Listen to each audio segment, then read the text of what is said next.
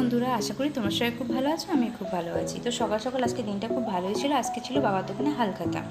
তো হালখাতা মানে প্রতিবার দোকান থেকে টিফিন আনানো হয় না, এবার বাবা আনিয়েছিল, কারণ 2 বছর পরে আমাদের দোকানে হালখাতা হয়েছে। আমার ঠামা মারা গিয়েছিল, তো এই জন্য 2 বছর বাৎসরিক কাজের জন্য আমরা করতে পারিনি।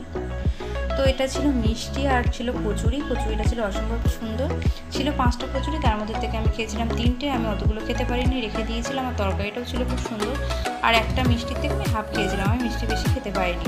এটা ছিল মটন, যেটা আমি মটন বিরিয়ানি করবো। এটা ছিল চিকেন কষা। তো মটন বিরিয়ানি চিকেন কষা খুব তাড়াতাড়ি রান্না করেছিলাম, দোকানের সবাই খেতে আসবে। আর রাইসটা ছিল অসম্ভব সুন্দর। তো বিরিয়ানির আলু আর তোমার রাইস দিয়ে আমি ভাত খেয়ে নিতে পারি, আর কিছু আমার লাগে না। আর মাংসটা এত নরম হয়েছিল, তোমাদের কী বলবো। আর তার সাথে ছিল চিকেন কষা, বলারই তো কিছু ছিল না।